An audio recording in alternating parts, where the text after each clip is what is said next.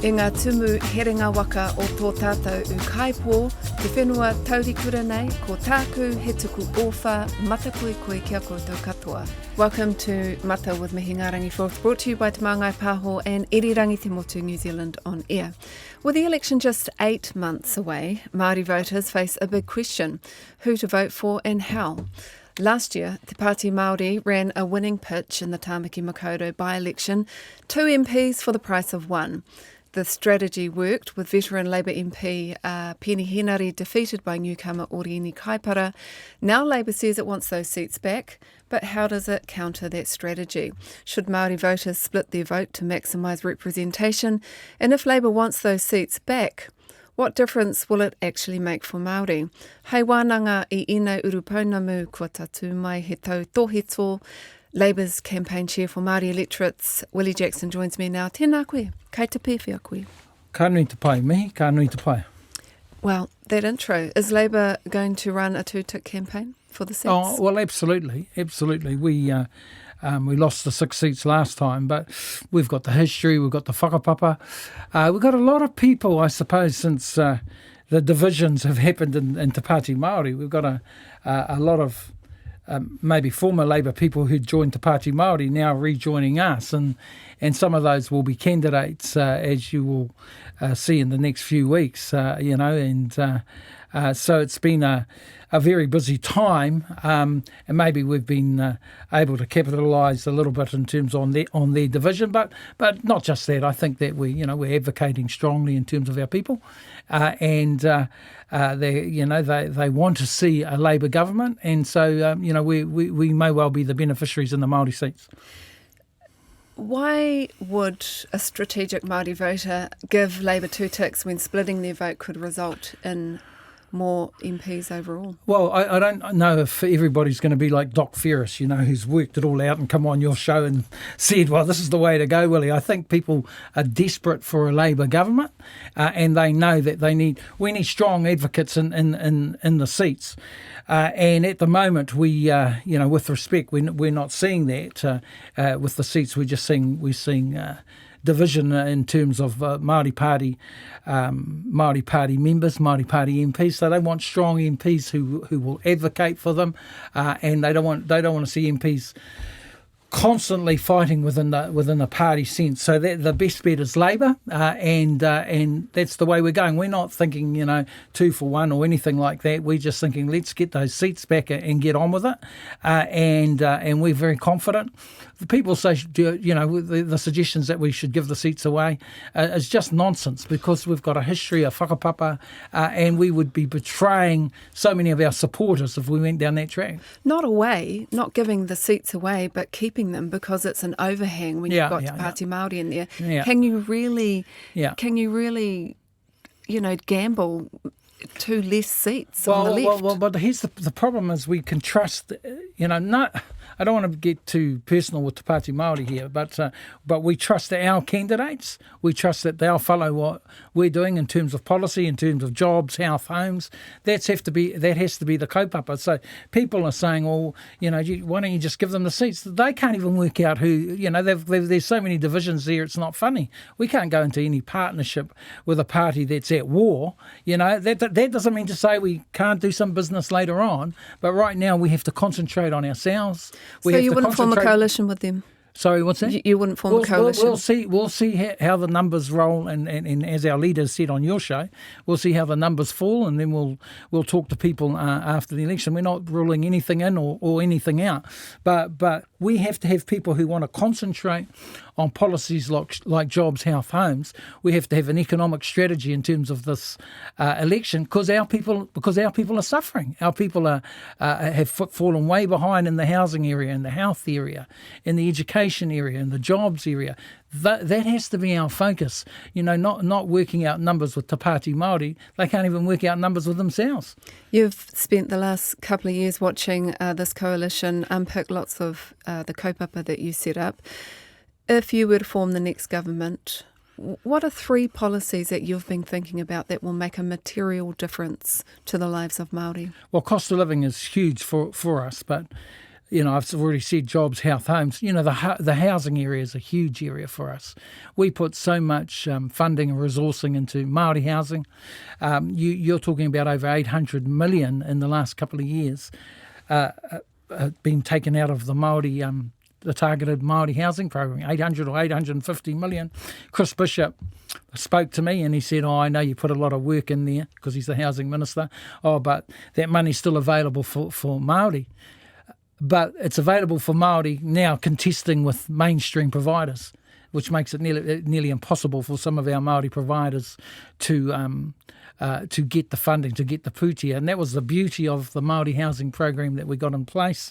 And we had Māori providers all around the country. So housing... So you'd re-establish that? You'd circle off that money and put it for Māori housing providers only? I would attempt to... I can't say what we'll absolutely do, but I would be advocating for that type of strategy because it was so successful in getting our people involved and back into housing. So that was a brilliant area. In terms of jobs, the investment in jobs has to be huge. We had a record amount of apprenticeships, Mahi. We had our young people involved in kaupapa like mana and mahi, Māori trade training, he pautama rangatahi. These were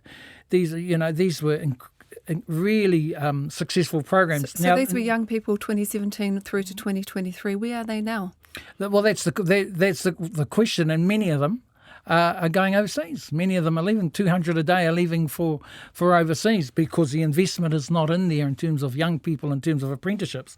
So housing, jobs has to be a priority for us. And of course, the health area has been tremendously underfunded. So for Māori, again, that has to be a priority. Before we were talking about a Māori Health Authority, my view has always been, that we have been underfunded at the coalface, that the devolution process has to be upped, that Māori providers should get the funding and resourcing that they deserve. If we can improve things in those areas, those are my three priorities. I think there'll be a difference. I think we were making a difference last time, but it takes more than 6 years to get the turnaround that we want in the health area, that we want in the housing area. You've got kaupapa like, early bowel screening for Māori that have been cancelled, if you like, that were pilot projects that you put into place that are now not there. I mean, turning all this stuff around obviously is important because we've got our whānau who are dying from bowel cancer at a very early age because they haven't been screened. But how are you going to pay for all that? Oh, well, we've already, we're doing the numbers now. You would have heard Barbara Edmonds talking about things. We've talked about a capital gains tax, that a targeted capital gains tax that will generate a lot of that funding. We're looking at resourcing this. That's an incredibly important area for us. Again, how do our people benefit off a targeted capital gains tax? Through the free doctor's visits. That's how targeted capital gains. Through our tax system, there's enough money there. It's just how you invest that money. Now, if your priorities are going to be tobacco companies, and if your priorities are going to be landlords, if your priorities are going to be oil and gas advocacy people, then you won't ever have enough money, will you? Your leader, Chris Hipkins, when I spoke to him at Waitangi, said that probably wouldn't bring Te Whai Ora back as it was. So begs the question of how do we, get this pūtea to our regions and to our people so they can have their screening and things.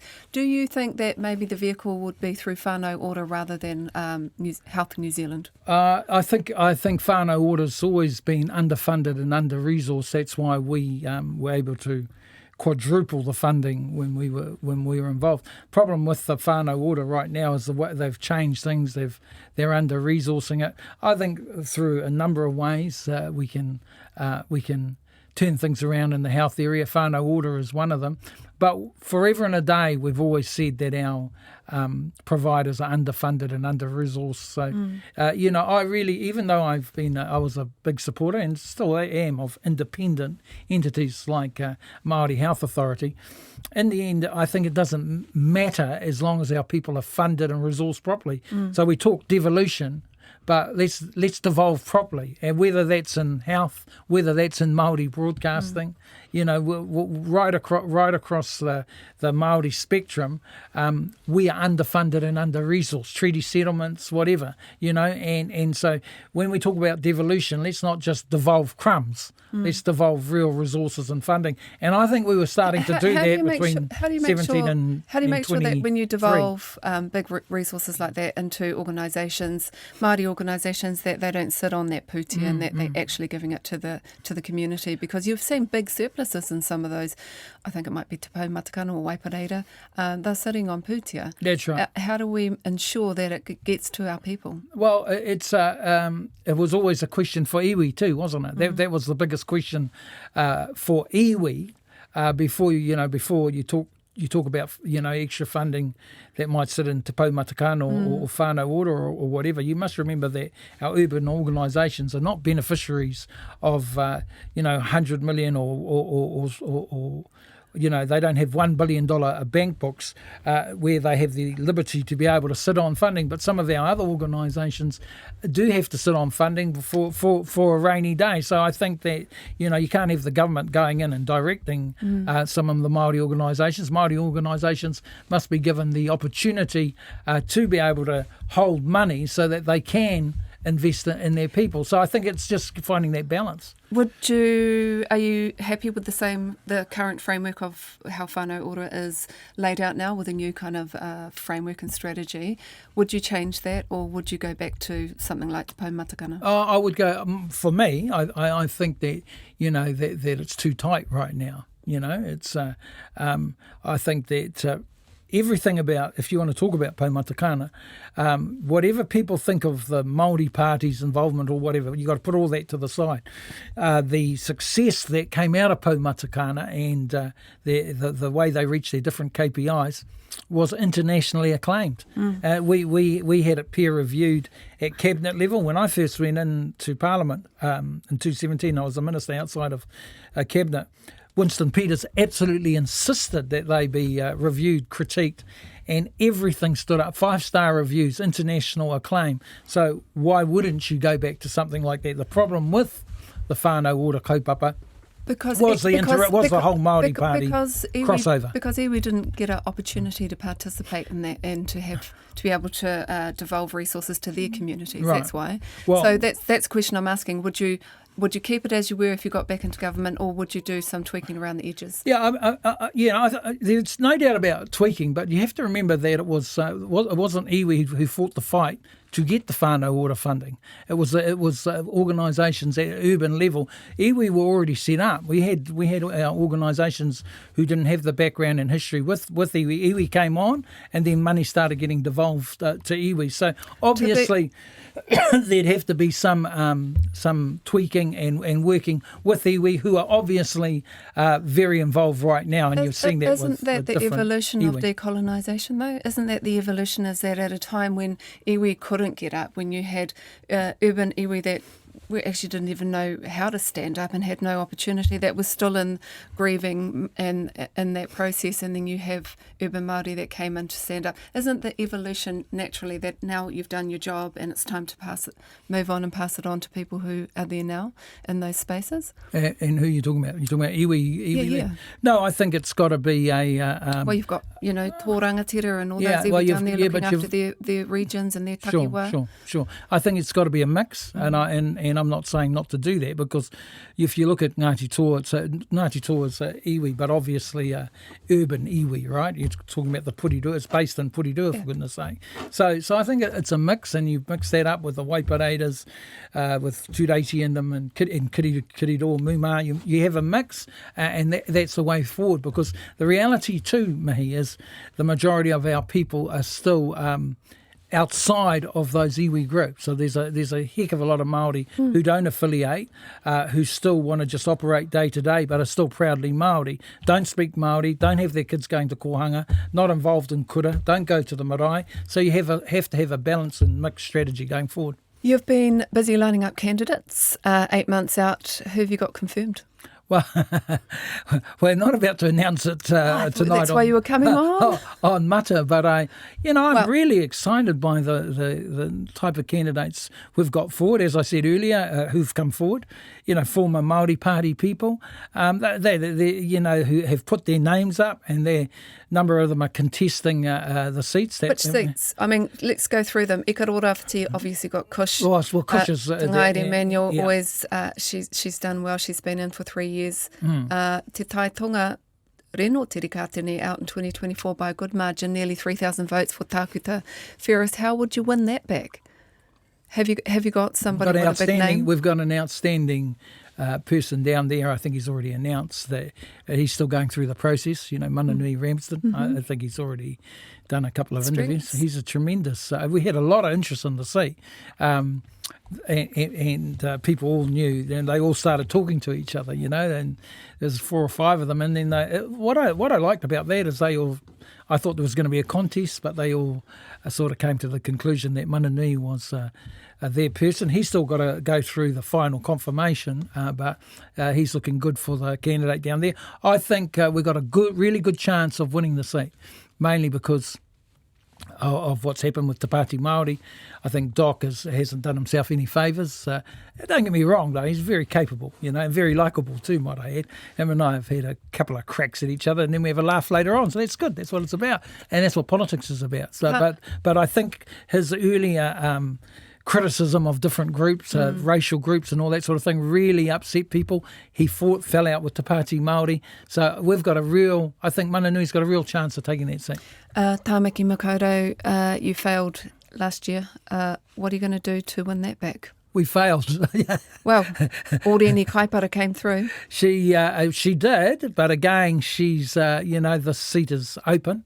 We failed, and I suppose that's... Should you have tested some new blood last year? Yeah, well, in retrospect, there's probably, I've thought back to that, and I thought the problem we had with Penny, and he was an outstanding candidate and ran a great campaign, but it's, the problem we had was Penny was always coming back to work on Monday, and there was only one way in. The 2 for 1. The 2 for 1. The 2 for 1. And it killed us in that seat. So that's why we lost that seat. This will be different, different time. There's been some interesting online relationships happening with certain MPs, and I'm noticing dual posts between Te Pāti Māori MPs, some of the Green MPs. It's a clever strategy. Why does Labour not do this in the Māori seats? Because they obviously will work together. I mean, we've worked with both those groups, obviously, in Parliament. But Labour has there's a different history, a different background. The Greens have never ever won a Māori seat, although no doubt they'll be contenders this time. I can see they've got a few mana wahine there, and they're terrific. But we have a different agenda, we have a different background, we have a different whakapapa. Doesn't mean to say we don't have good cordial relations with them. I know that we in a day-to-day sense we all work well together. But we've got our strategy, and our strategy is to win all the seats. In 2017, you had a strategy where all the Māori MPs came off the list, so that it couldn't, so you forced Māori to vote for you in those seats. Will you do that again? There'll be, we've already got a couple of requests, so, we're looking at that in terms of, because we obviously want to, take advantage of Would some of these... Would you do it as one, as a big group, like you did with Calvin Davis announced at that time, and you all came off? Yeah, no, probably not. Probably not, but there are requests from certain candidates right now because they want to go head-to-head with some of these Te Pāti Māori candidates, who I might add, you'd have to say the incumbents are the favourites. While I'm saying we've got a big chance, I'm under no illusions. It's not going to be easy to take out a Rawiri or Deb Ngarewa. In some particular seats, might you pull your person off and put them on this? And which ones?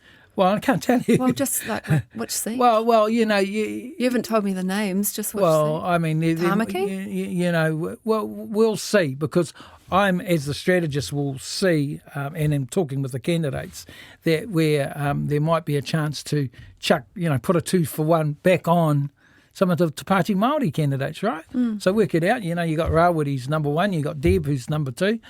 So, if you were the candidate, you might have a much better chance in terms of saying, well, Rawiri's going in anyway as the number one on the list, Deb's going in on number two. So, those types of strategies might appeal to those candidates. If I was one of those candidates, I'd say, well, I've only got one way in.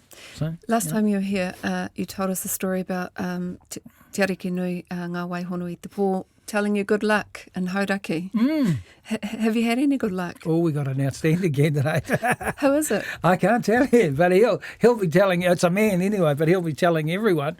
Pour the tea. Yeah, we got an outstanding candidate, which I'm really proud of. And look, will Te Ariki Nui Ngā Waihonu i Te Pō be behind that candidate? Oh, she'll be very conflicted on this candidate.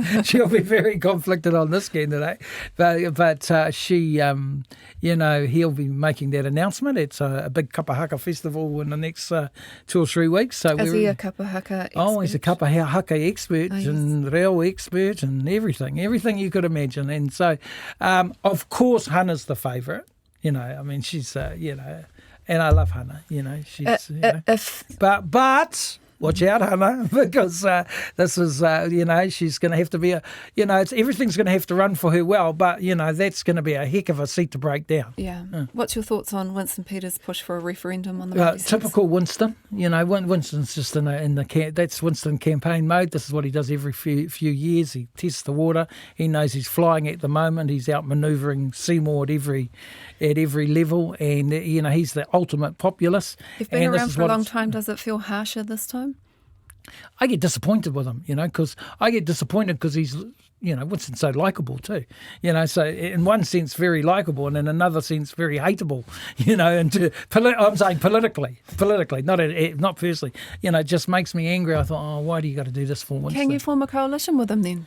Oh, well, as I said, we won't be talking about any of that until after the election. But, the reality is Winston has shown in the past he can form a coalition with anyone. Look at him in Seymour. He questioned Seymour's whakapapa. If someone's going to vote for you, shouldn't they know if you're going to work in a coalition with somebody who wants to cancel the Māori seats?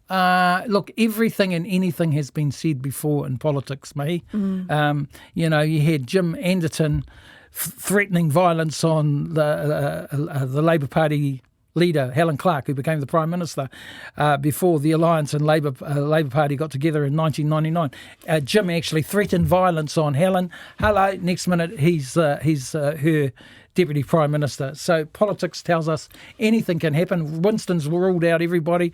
Māori Party's ruled out everyone. You're talking about the Māori Party because you said that they're unstable. Tell me, what do you make of their party leadership? Well, I think there's some questions, obviously, at the moment. I think both of them, Deb and Rawiri, look, I think... And the executive? Look, I think I want to just say with those two, I think they're both very good MPs. They're good advocates. The problem they have, obviously, is the executive and the membership. And I think that's obvious for everyone to see. That's where the criticism comes in. And we'll see what happens. I mean, it's got a bit quieter lately. But, we'll just see. We'll see how the numbers fall. Sometimes politics can become personal. You've had a spectacular falling out with a close friend and former colleague, Matt McCartan. Where's that at now?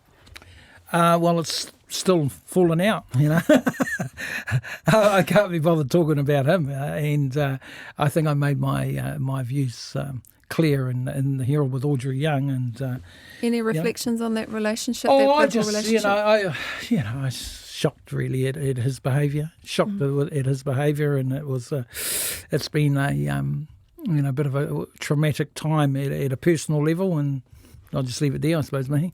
If Labour doesn't become the government after the election, will you stick around or retire? Yeah, well, we'll see. Getting old. We're getting old, aren't we, Mahi? We. Never mind this we. You and I have been around a long time. We'll see. I mean, everything. I'm really pushing for us. We've got a real opportunity. I'm under no illusions of how tough it is. People think we're in, but, every poll tells you it's 50-50. So I'll put my best foot forward. I'll try and lead our team as much as I can with Willow Jean Prime and the Māori caucus. We've got a few changes in the Māori caucus, so I try and lead the team along with Willow, who's outstanding leader too, and we'll see how the numbers fall. Just finally, what does success look like? What is the big goal you're trying to achieve before you hang up your hat? Change this government. I've got to change this government, because in my political career, and I first came into Parliament in 1999, I've never seen anything like this. Yes, we had the Brash years, but Brash never got the government, never became government. Here we've got a government here, and we've got Māori right at the centre for it too, with Winston and Shane and David Seymour. And I find it so sad when we're getting our real change, when we're getting treaty clauses removed, when we get a tax on kaupapa Māori just about every week or every second week, when we've got the most senior Māori MP so offended about hearing Aotearoa all the time. The aim has to be able to take out this government who continually attack not just Māori but working class people, women in terms of pay equity, our rainbow community. I mean, it'd be wonderful, be a triumph if we can remove them, but I'm under no illusions how hard that's going to be. Kua pau te wā kia tawa a tēnā rawatu koe e hoa. Tēnā koe, kia ora mihi. Ko Willie Jackson tērā me ma pārimata mo te rōpū reipa. Nō tēnei pai te maringa nui ki te rāhiri i ngā waha pū, ngā kōkō tataki hei hora atu i ngā kāia te rangatira ki ngā taringa ariari o te motu. E whakau te atu nei ki te Māngai Pāho me irirangi te motu, nā rāua tēnei hōtaka i taunaki. We'll be back with more mata in a fortnight. Nohoro mai.